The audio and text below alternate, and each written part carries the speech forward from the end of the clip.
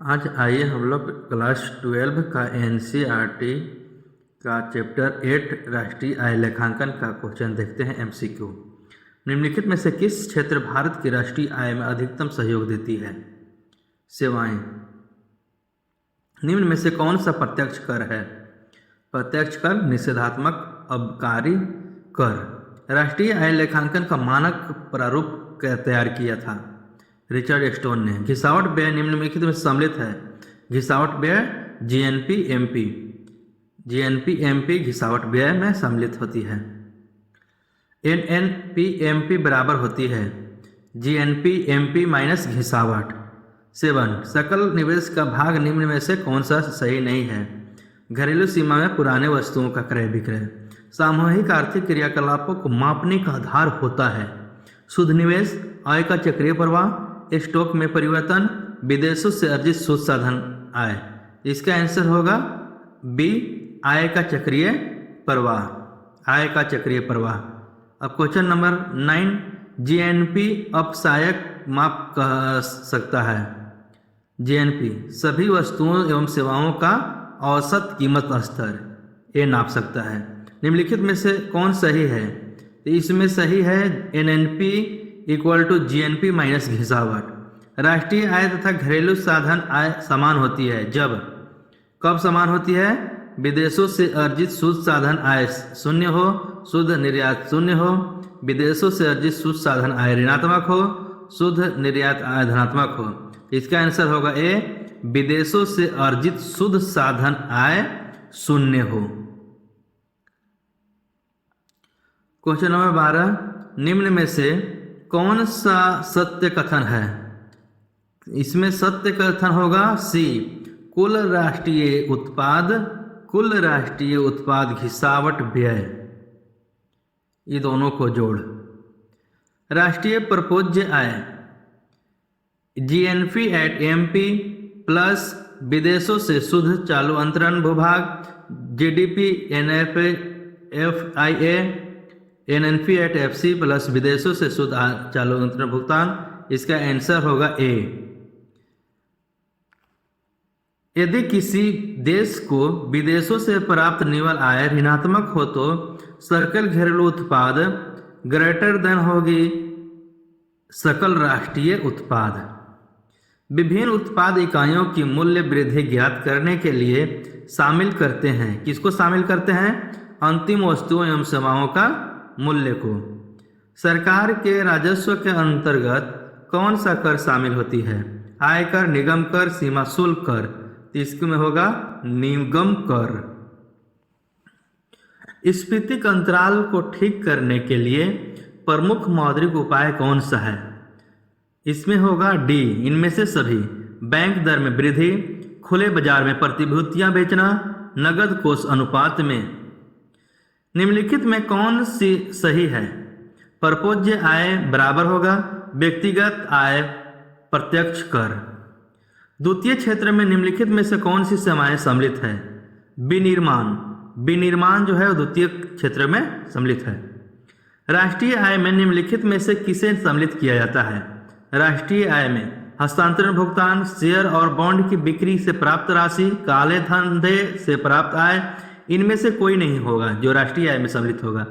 GNP MP FE equal to होगा GDP MP plus विदेशों से शुद्ध साधन आय। एनडीपीएफसी माइनस होगी एनडीपीएमपी माइनस घिसावट। एनडीपीएमपी माइनस घिसावट। साधन लागत पर शुद्ध राष्ट्रीय उत्पाद को कहा जाता है। साधन लागत पे राष्ट्रीय आय, सकल निवेश, घरेलू उपाय आय। इसमें से आंसर होगा राष्ट्रीय आय। राष्ट्रीय आय निम्नलिखित में से किसे शामिल किया जाता है? राष्ट्रीय आय में लगान, मजदूरी, वेतन, ब्याज, लाभ, ये सभी शामिल होती है राष्ट्रीय आय में। अस्थायी पूंजी के उपभोग को क्या कहते हैं? अस्थायी पूंजी के उपभोग को हम कहते हैं मूल्यह्रास। मूल्यह्रास अस्थायी पूंजी के उपभोग है। निम्नलिखित में से कौन सही है? सही है प्रयोज्य आय इक्वल टू व्यक्तिगत आय माइनस प्रत्यक्ष कर। किस अर्थव्यवस्था में एक वर्ष के अंतर्गत उत्पादित अंतिम वस्तुओं तथा सेवाओं के बाजार मूल्य को कहते हैं? राष्ट्रीय आय। निम्नलिखित उद्देश्य से खरीदी गई वस्तुएं अंतिम वस्तुएं कहलाती है। इसका आंसर होगा डी, उपर्युक्त में से कोई नहीं। इसमें से कोई नहीं होगा जो खरीदी गई वस्तुओं के अंतिम वस्तुएं कहलाएगी। Next question number 29। राष्ट्रीय आय का मापन निम्नलिखित में से किस विधि से किया जाता है? उत्पादन विधि, आय विधि, व्यय विधि। ये सभी विधि हैं जो राष्ट्रीय आय का मापन विधि से की जाती है।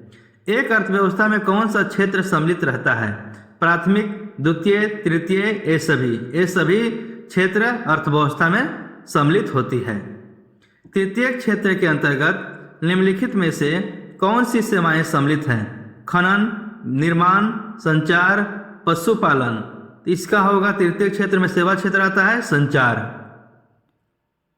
द्वितीय क्षेत्र में निम्नलिखित में से कौन सी सेवाएं सम्मिलित हैं? द्वितीय क्षेत्र में विनिर्माण।